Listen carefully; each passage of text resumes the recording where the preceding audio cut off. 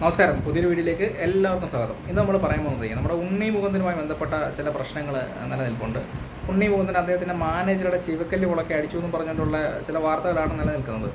അതിൻ്റെ ഭാഗമായിട്ട് ഉണ്ണി മുകുന്ദനെതിരെ കുറേ ജിഹാദികളും കുറേ സൈബർ ഗുണ്ടകളെല്ലാം കൂടി അദ്ദേഹത്തിനെതിരെ ഇറങ്ങിയിട്ടുണ്ട്. നീയൊന്നും ഇറങ്ങിയിട്ടൊന്നും ഒരു കാര്യവുമില്ല. 7-8 കൊല്ലമായിട്ട് കൂടെ നടന്ന ഒരുത്തൻ തെമ്മാടിത്തരം കാണിച്ചിട്ടായിരിക്കും അവൻ്റെ ചിവക്കല്ല് പുളക്കെ അദ്ദേഹത്തിന് അടിക്കേണ്ടി വന്നത്. ഇല്ലെങ്കിൽ അവനങ്ങ് നല്ല പ്രവൃത്തി ചെയ്യുന്നവനായിരുന്നെങ്കിൽ അവനെ വെറുതെ ആരെങ്കിലും അടിക്കുമോ? ഇല്ലല്ലോ, ഒരിക്കലും ഇല്ല. അതിന് പറഞ്ഞിരിക്കുന്നത് ടോവിനോയുടെ സിനിമയ്ക്ക് അനുകൂലമായ റിവ്യൂ പറഞ്ഞുകൊണ്ടാണെന്ന്. എടാ കോപ്പന്മാരെ, വിടല മൈരന്മാരെ, ഉണ്ണി മുകുന്ദൻ്റെ ഫേസ്ബുക്ക് നോക്കിയാൽ മതി. അദ്ദേഹം എത്രത്തോളം മറ്റ് നടിമാരുടെയൊക്കെ സിനിമകൾ മാക്സിമം പ്രൊമോഷൻ ചെയ്യുന്നൊരു നടനാണ് ഉണ്ണി മുകുന്ദൻ. ഒന്ന് ആലോചിച്ച് നോക്കണം.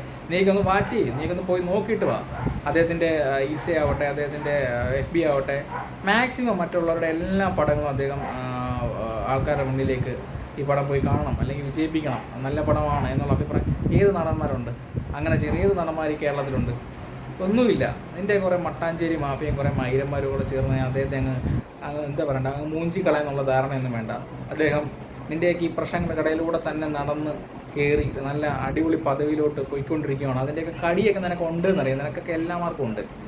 പിന്നെ ഈ ഇടി കൊണ്ടവൻ, അടി കൊണ്ടവന് നിനക്ക് അടിയല്ല, നിനക്ക് ഇടിയാണ് കൊള്ളേണ്ടത്. കൂടെ നടന്നിട്ട് ചതിക്കുന്നവനൊക്കെ പിന്നെ ഈ രീതിയിലല്ല, പിന്നെ ഈ രീതിയിലാണ് പ്രതികരിക്കേണ്ടത്. അവനെയൊക്കെ കൊണ്ടിട്ട് കെട്ടിയിട്ടിരിക്കണം, അതാണ് വേണ്ടത് യഥാർത്ഥത്തിൽ. പിന്നെ കഷ്ടപ്പാടിൽ നിന്നും ഉണ്ണി മുകുന്ദൻ വന്നു പൊട്ടിയ പടങ്ങളുണ്ട്.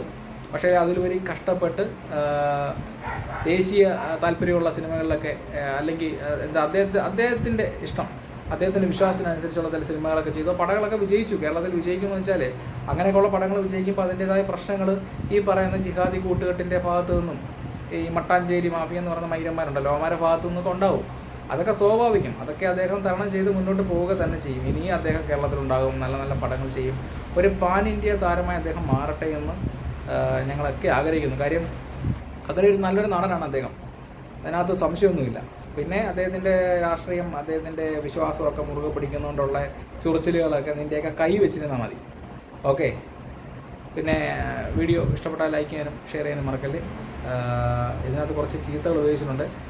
നമ്മുടെ പ്രിയപ്പെട്ട പ്രേക്ഷകർ, നമ്മുടെ ഫോളോവേഴ്സ്, സബ്സ്ക്രൈബേഴ്സ്, നിങ്ങൾ നമ്മോട് ക്ഷമിക്കണം.